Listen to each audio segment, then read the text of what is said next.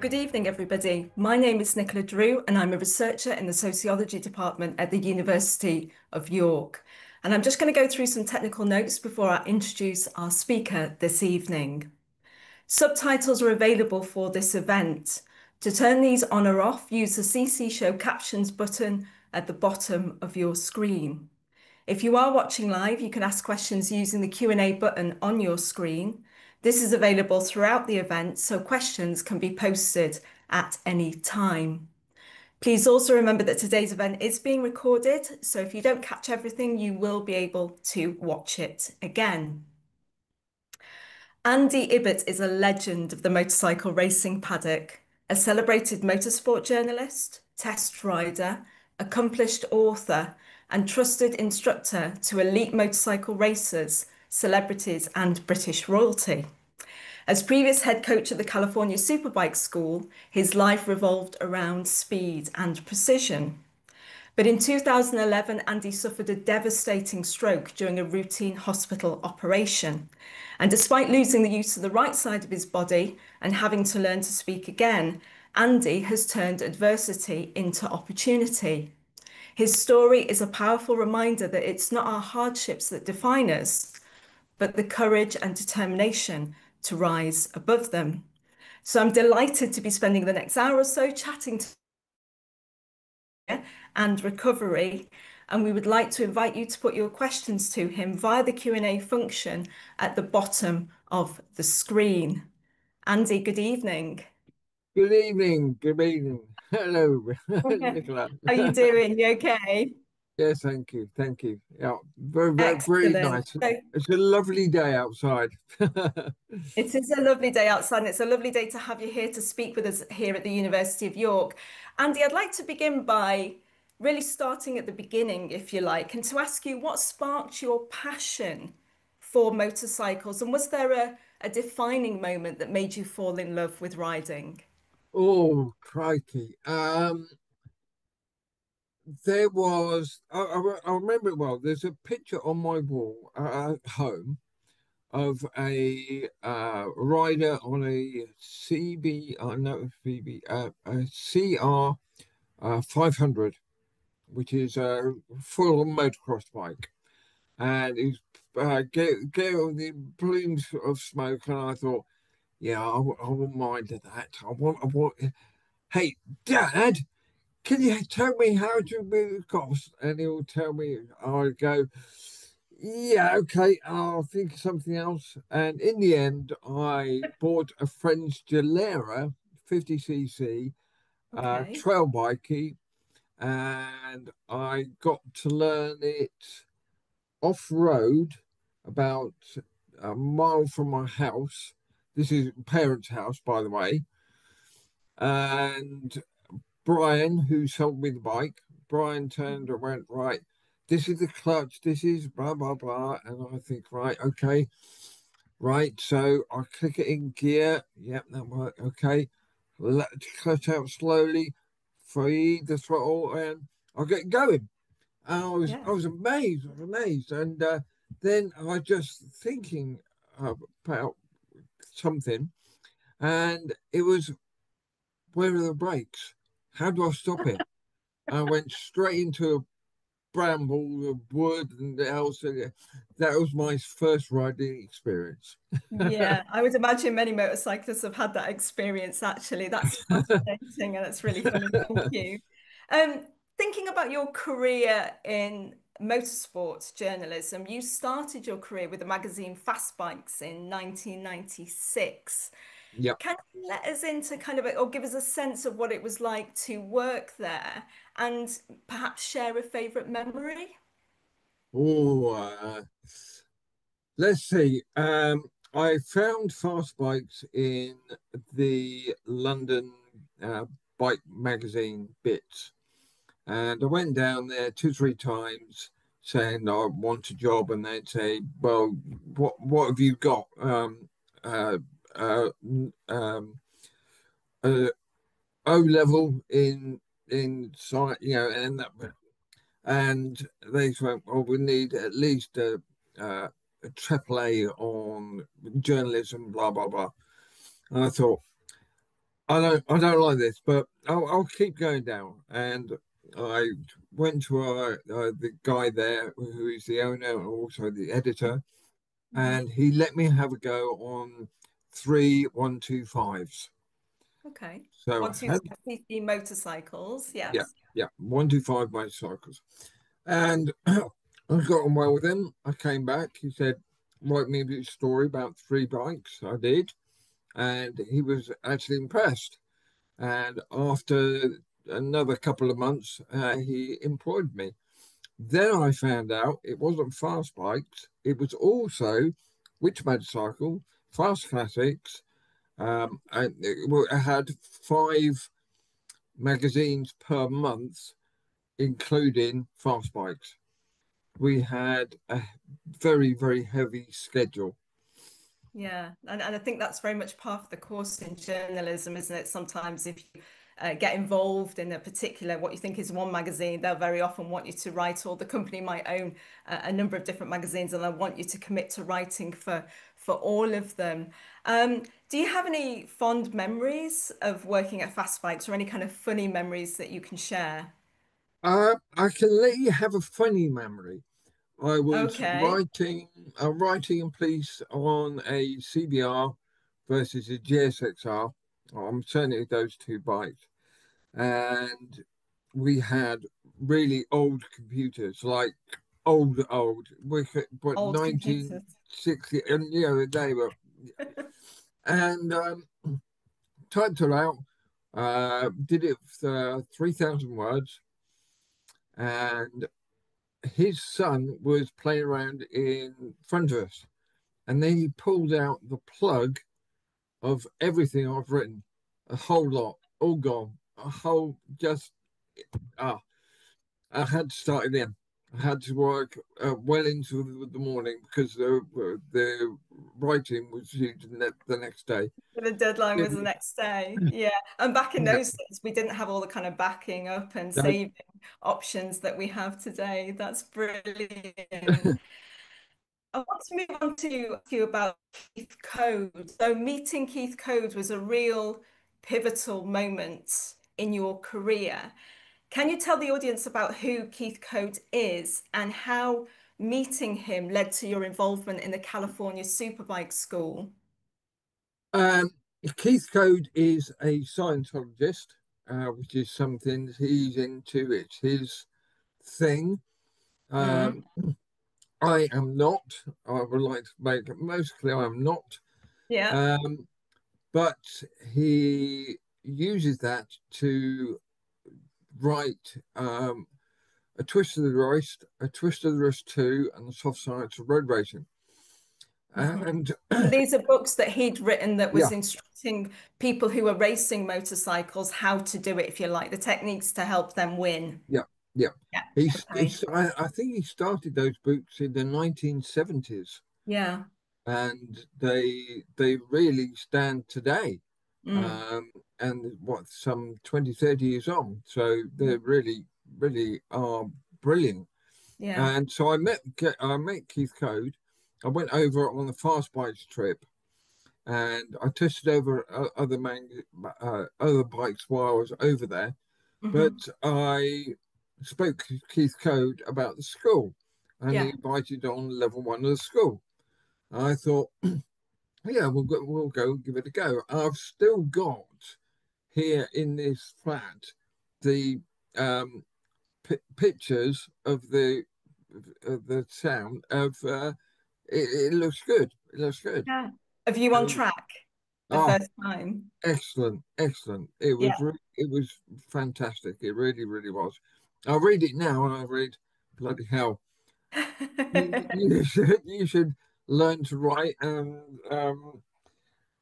although you're saying I am a journalist, this is what I wrote. Yeah. I have my own feeling on it has tripled, quadrupled, uh, threefold easily.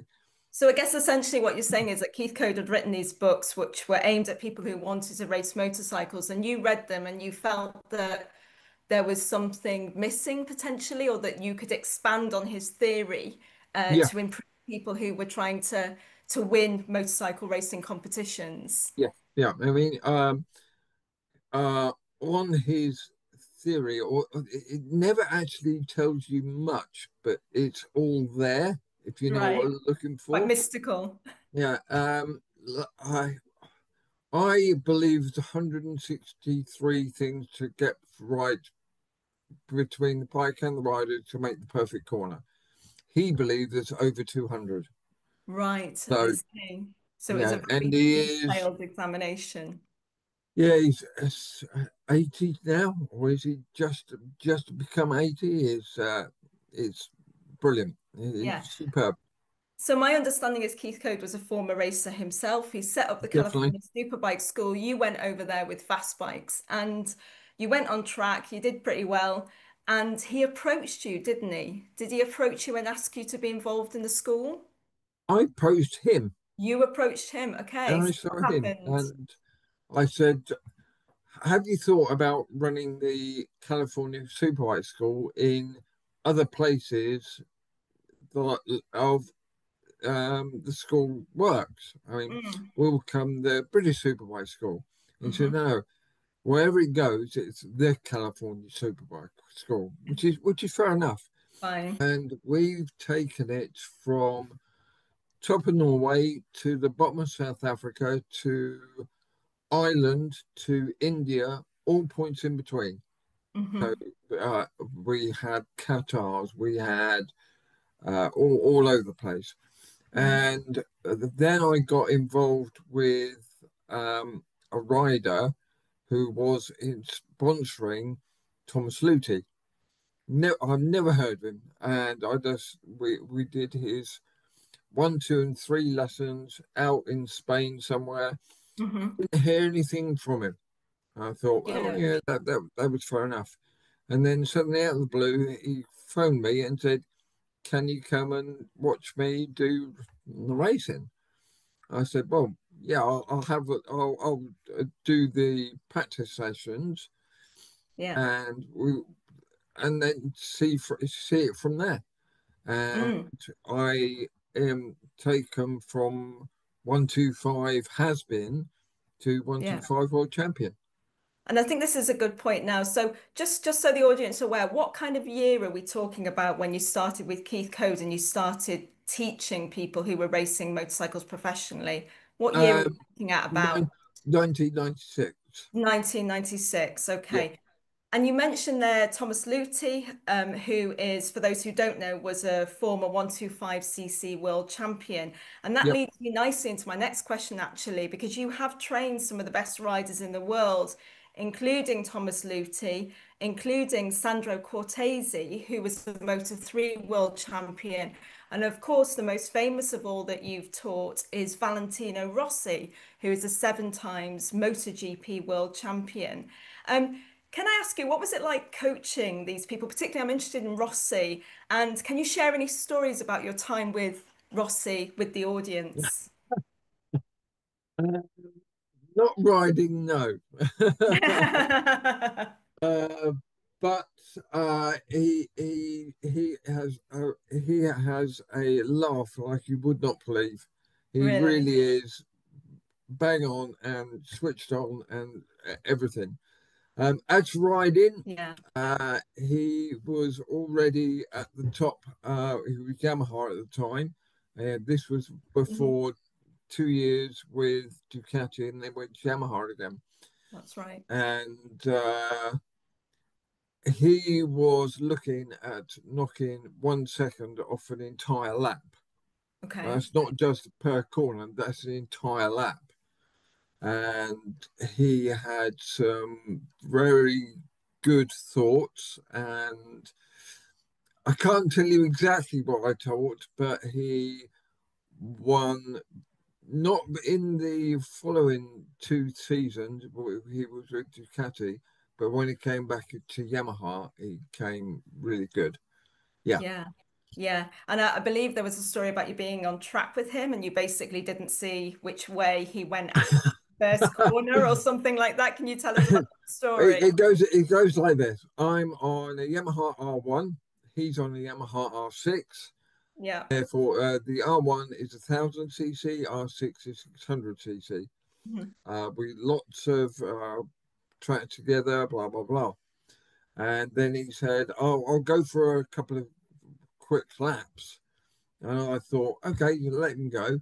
And I thought, hang on a minute, he can't be that fast. So I put him behind him, and within half a lap, he'd gone. He'd gone. And he was on the 600, I was on the 1000, he'd gone. So you No were on the more chance. powerful bike and you didn't see which way he went. No. That That has must. changed. That has changed because I rode a Suzuki MotoGP GP bike, and it was John Hopkins. I put so much of Keith Code's practice into the riding that I Mm. was only 1.5 seconds off John Hopkins for a lap time. And John Hopkins being the professional American Yes, motorcycle racer, yeah, who's raced yes. on a world stage. Yeah, thank you. Well, that's really, really interesting. Thinking about these riders that you have coached, what do you think makes a truly great motorcycle racer? Is it skill? Is it their mindset, or is it something else? It's skill, it's mindset, and I believe the paddock falls into two areas. You get Hmm. the thinking rider and the Yeah, non-thinking rider. yeah. So if we take Rossi with seven world champions, and take not Sandro Cortese, I've taught him. Mark No, Marquez, maybe? Mark Yeah. Marquez. He was also seven, soon to be eight, possibly. Who knows? Yeah. Um, but the rider that thinks doesn't crash, or very rarely crashes. Hmm. The rider just goes for it and crashes his uh, all of the All time. the time. So you basically So then you're comparing Rossi with Marquez, Rossi being the thinking rider, yep, Marquez being the one who doesn't think. That's interesting, actually. While you were talking, I was thinking about Jorge Lorenzo. yep, Whenever he used to compete in MotoGP, and we know he became a world champion as well at some point, maybe twice. twice, He yep. was very metronomic in his riding, and what I mean by that is he was just so perfect in his Mhm. track positioning. Is someone like Jorge Lorenzo a thinking or a non-thinking rider, in your opinion? Definitely thinking. Thinking, I thought so. Definitely. Because the best I've ever heard of his riding was there was a TV camera on, and he was going around the lap. They were doing I forget which track they were at now, but it looked like he was going out for a Sunday ride. But in reality, he's putting the fastest laps down. That Yeah, is perfect. That it, that is good. Yeah. that's perfection, isn't it? Um, I'm going to move on to talk about the fact that you were asked to coach some members of the royal family who shall remain unnamed, although you might drop a little hint in. Can you talk us through that experience and how did you get the call? Crikey. I got the call from a chap who looked after them. Hmm. That's the best way I can describe it. He Yeah. also looked after King Charles. Ah, right. At the time I was dealt with him, both the how can I put it? They were both sane and blah blah blah, but none of them had girlfriends, etc., etc. Or they did, they kept quiet, whatever. Do these And happen to be two princes at all, I wonder? that, it could be, they could Is be. that a rumor? it That'd be a good rumor, actually. Yeah, yeah. Um, and they both hired the track individually and had them as a pair as well. And we taught them all the lessons, and we even taught them the how do I put it, the funny stuff like wheelies, burnouts, everything else, and they loved it. absolutely loved it. And at no point did they ever put themselves in danger. Never Really? did. So, Yeah. so that's the burning question. What were they actually like on a motorcycle? Absolute godsend. You would think, yeah, yeah, boy, can we try this or that? Actually, they're quite the opposite. Really? Yes, but that's all I can say for No, that's it. fine. Very down to earth, and it sounds like you had an amazing experience. I did. I did. Yeah, great stuff. Andy, can we move on now to talk about the time around the stroke in 2011? In 2010, you noticed a lump had developed in your neck. How did you feel about that at the time, and did you ever think it would lead to something serious? Um, a small lump on the neck. This was about half a pea, which is tiny, tiny little Mhm. thing. Mm. And I kept nicking it, shaving, and it's getting bloody annoying. Yeah. So I went to the doctor and said, "This lump here, can we do something about it?" And he said, "Well, we'll send you to get an MRI scan," which I got in Northampton, who then transferred it to Oxford. And I went with Professor Linda Hands, and she looked at it and she said, "Yeah, it's blah blah blah." She got a cartoid something or other. Okay, so she gave you a And diagnosis. yes, yes, Yeah. I thought, yeah, that's no problem. She she will get you, say, an hour and a half in hospital, whip it out. You will be semi-conscious, and Mhm. that's it. So I went, rock on, perfect. So I went Mm. into theatre, and the everything was clear, and I could see some things and not others. Mhm. And I talked to uh, the, what's it called, the anaesthetist. The anaesthetist. I said, "This is getting a little bit rough, shall we say? I do 30 years of martial arts sitting here, and it hurts." Yeah. They said, "Oh, no bother, just over it. We'll try it again in a couple of weeks." So I passed, I don't know, a couple of minutes, a couple of hours, I don't know. And Mm. I come again, I said, "Really, you have to knock me out because I cannot handle this pain." Mm. So they knocked me out. I heard instruments being assembled, and I was asleep. That's it. Yeah. From there, um, if you like, my feelings are that I never knew, but he had wrapped round a um, vein to my head. So just so I'm clear on this, the actual lump itself, which you were originally told was benign, it's nothing to worry about, but we'll take it out anyway. When they got in there after they'd given you this general anesthetic because it was just too painful to cope with awake, they realized that this lump was more complicated and it was wrapped around the blood vessel in the neck. Is that to put it simply? Yes, Yeah. yeah, that was right. But Yeah. they had two choices. They could leave it alone and Hmm. I'll die, or they can take it out and I'll die. So they Wow. decided to take it out, Hmm. which is fine. But I don't recall anything in the next 10 days of Wow. what the hell it was. I can only remember two things in that 10 days. One is I remember Rob, who's my best mate. He shook my hand and I shook it back. Now Mm. he actually says twice, but I only remember once. Hmm. And the other thing is I take a sheet of paper, make it uh,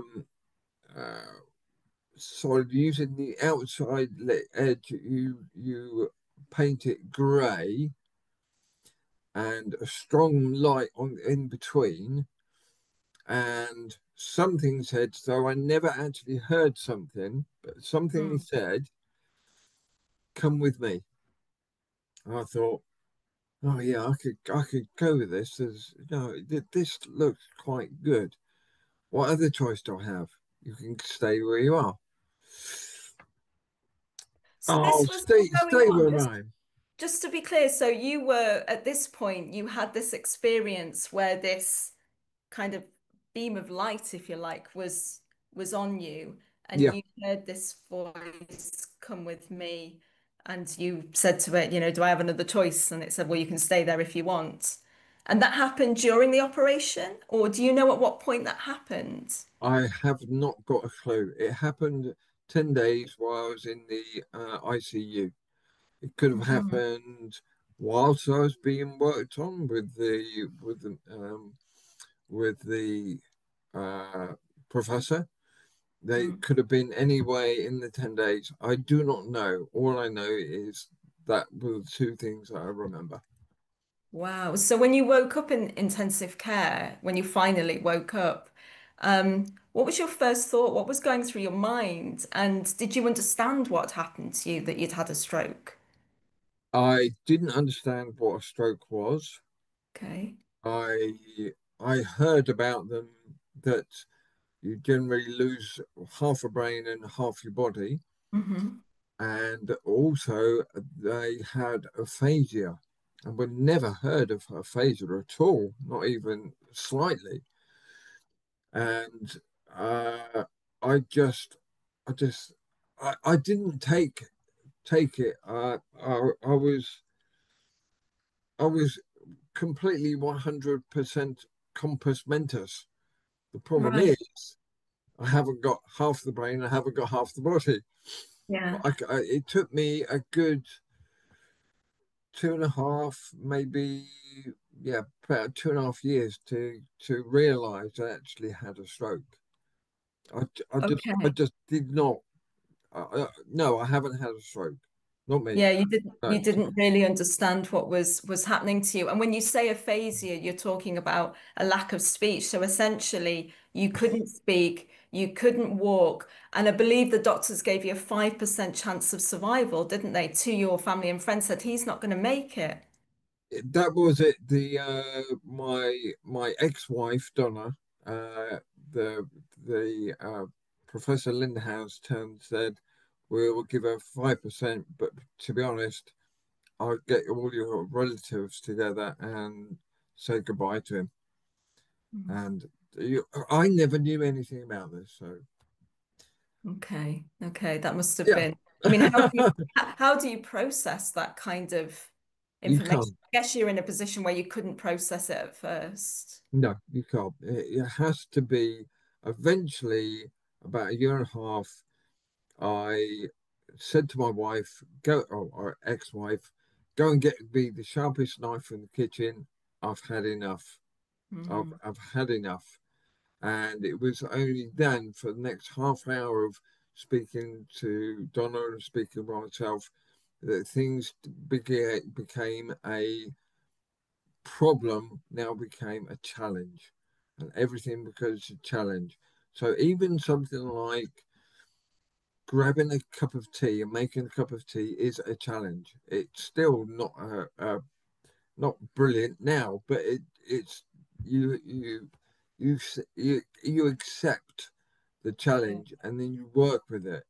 Yeah. And I started then to come around. I mean, you've talked very openly in other podcasts and interviews that you've done about feeling suicidal Oh, as a without result of a doubt, you as a know, as the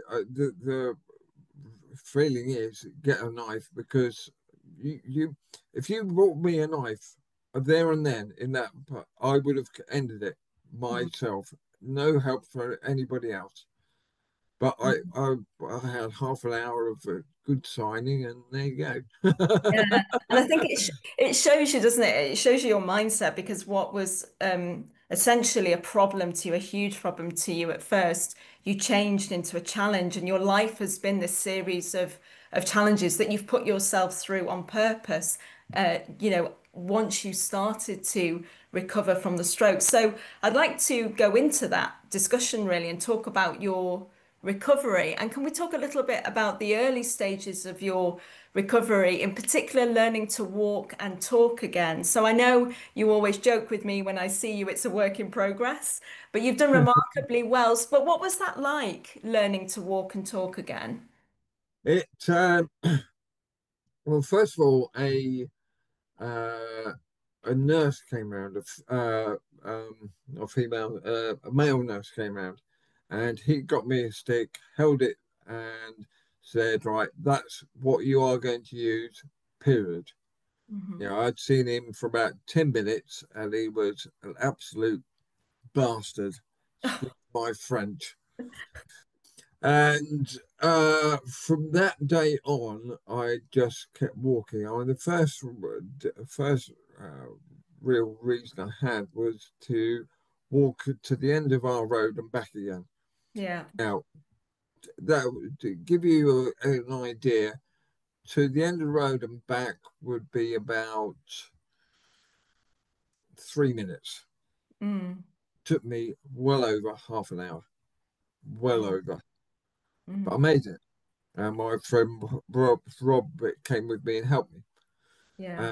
And I just kept going that round the garden, round the village, round the town, and I just kept going and going and going, and and in the end, a Scope magazine is a disabled Scope.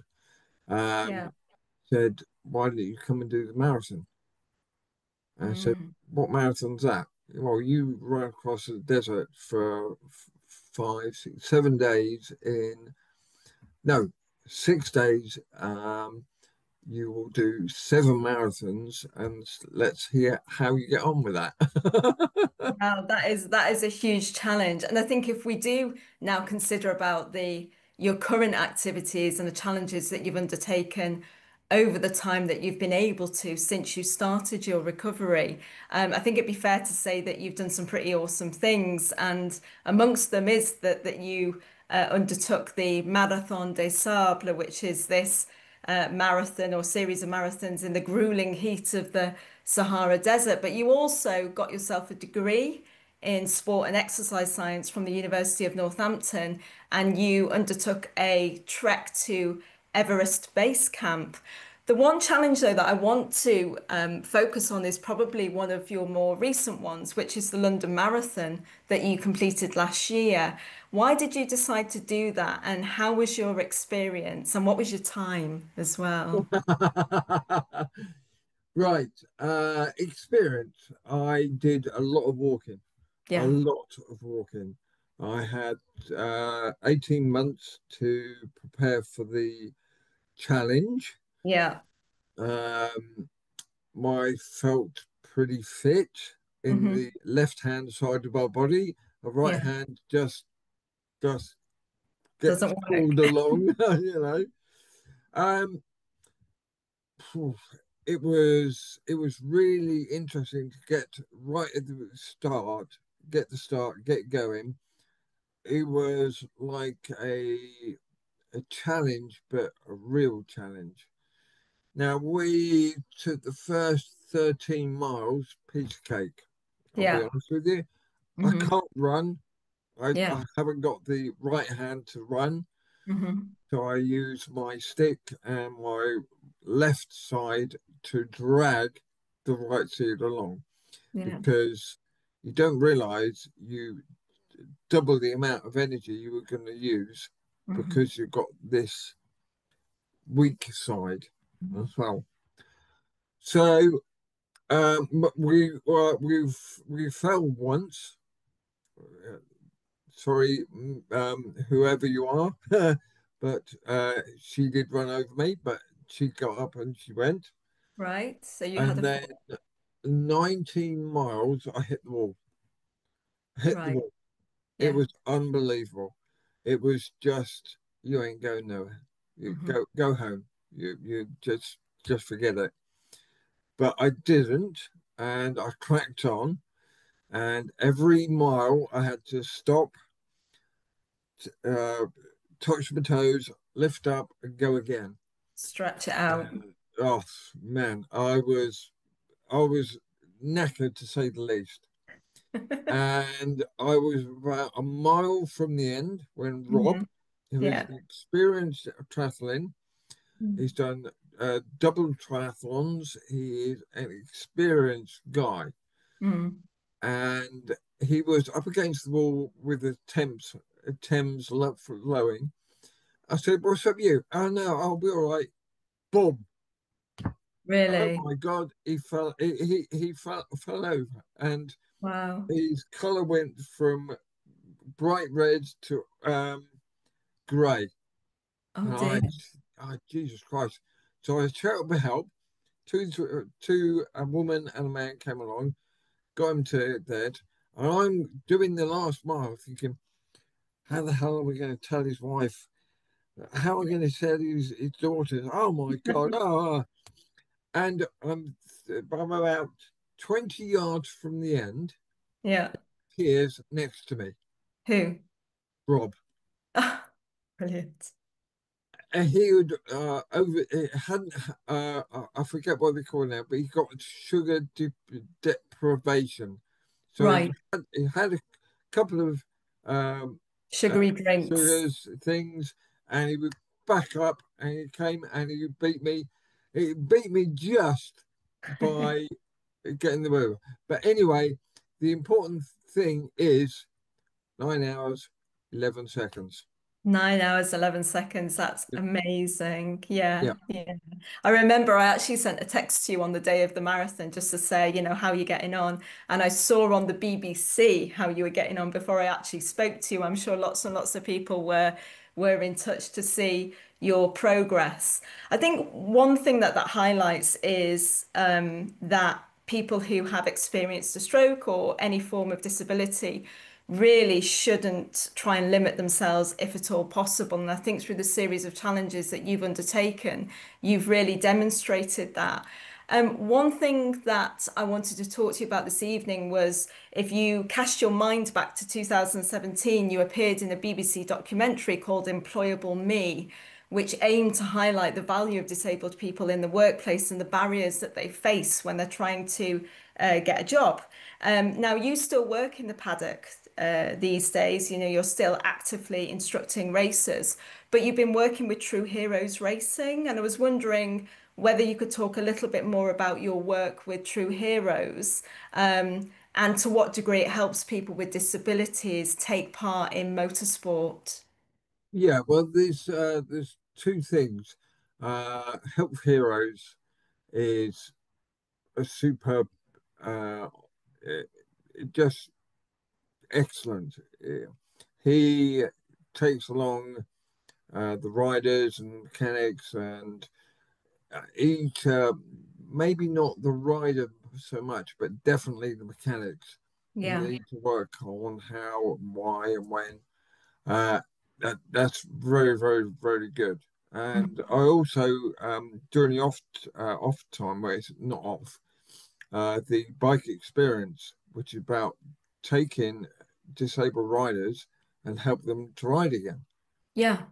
You know, and what do I say? Well, look, um, if you take I work as early as 6 year olds right up to I Mm, have taught 99-year-old and all points in between. mm, They all riders get the same thing. The problem is how they interpret the thing. I will mm, give them the same information as I have done to 100,000 people, mm. but it's how they process it and how they apply it to their riding makes a difference. Makes a So difference. Yeah. yeah, like Rossi, he would do a thing that caused him 1 second for a whole lap. Hmm. I could teach the same thing to a new guy, would Mm. let him have 30 seconds per lap. Yeah. And Yeah. it's just where that will fit in Yeah. as to how they Absolutely. make it. I mean, with true heroes, you've got people who haven't got an arm, they haven't Yeah, got a leg, and all this sort of stuff, but they work really hard. So yeah.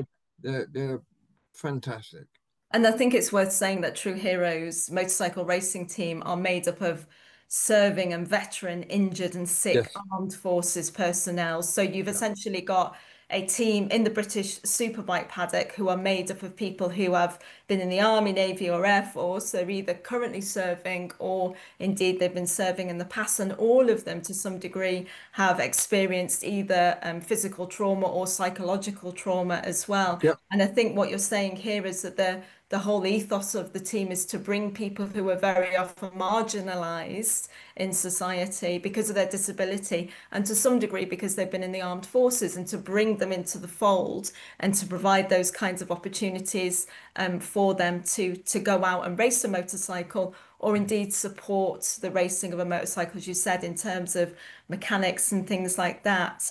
You mentioned there a little bit about instructing people, and you've written one particular book I wanted to talk about this evening is your MotoGP performance riding techniques, which I'm going to hold up at the moment, an unashamed advertisement for the book. It's currently in its fourth edition. It was first published, the first edition in 2006, and it's been endorsed by Dorna. So Dorna is the people who organise the MotoGP World Championship. I want to ask you what led you to write this book, and will there be a new edition on the horizon, a fifth edition? And I've still got some of the edition four left to sell. So Okay. uh, I've got about 30 or 40 left to sell. Yeah. Um, what led me to write it? It was Julian Ryder. He approached me and he said Dawn had been in touch with him and didn't know anybody who dealt with the rider as opposed to the bike. Then Mm, Neil Spaulding's got a fantastic on bikes of their own. yeah. Me, I only dealt with the rider, and I've crikey, we've had Valentino Rossi, you've had everybody, including British riders such as James Toseland and Yeah. so on.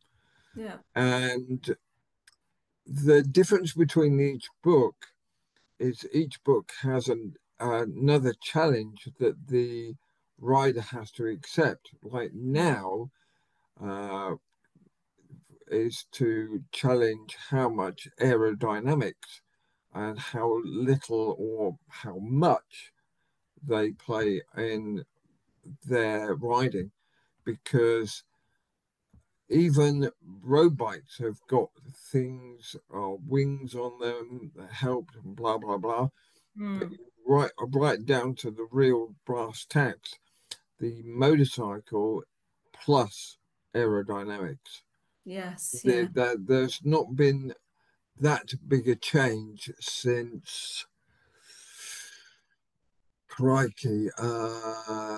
Really, I suppose it's been since fuel injection, Right. and Right. then now is the biggest thing. The whole challenge, getting the dynamics right with the rider and with the bike and with it lent over, Hmm. etc., etc.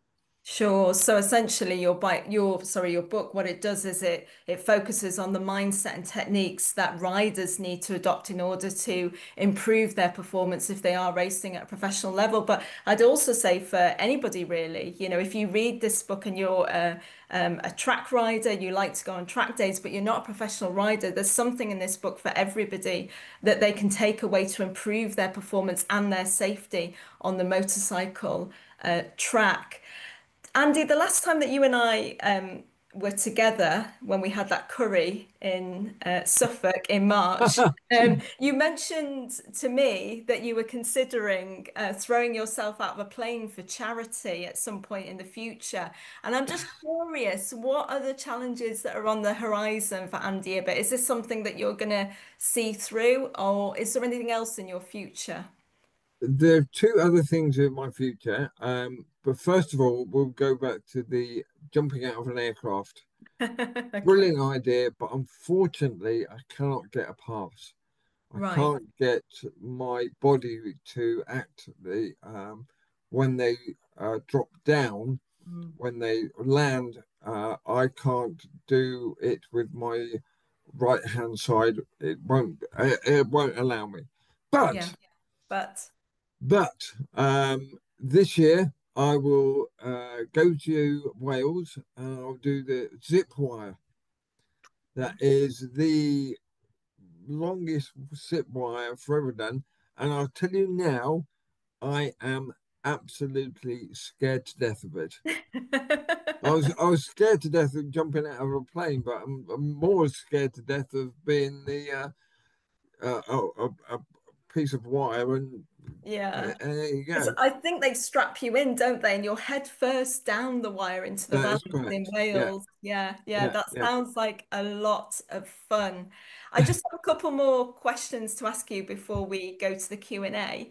Um, I guess you could argue there's a certain glamour about being a motorcycle racer, certainly at a professional level. But one thing that I've learned through the process of my own research, interviewing elite competitors in the British Superbike Championship, is just how difficult it is to compete at the top of your game. From your professional point of view and your own personal point of view, what do you think are the biggest challenges for those men and women that want to go into the sport or to stay in the sport? It's come down to the same old thing that it did for last year, the year before, 10 years ago, eight. It's down to money, Yeah. pure and simple. It's down to money. Um, People can go out there, they can ride.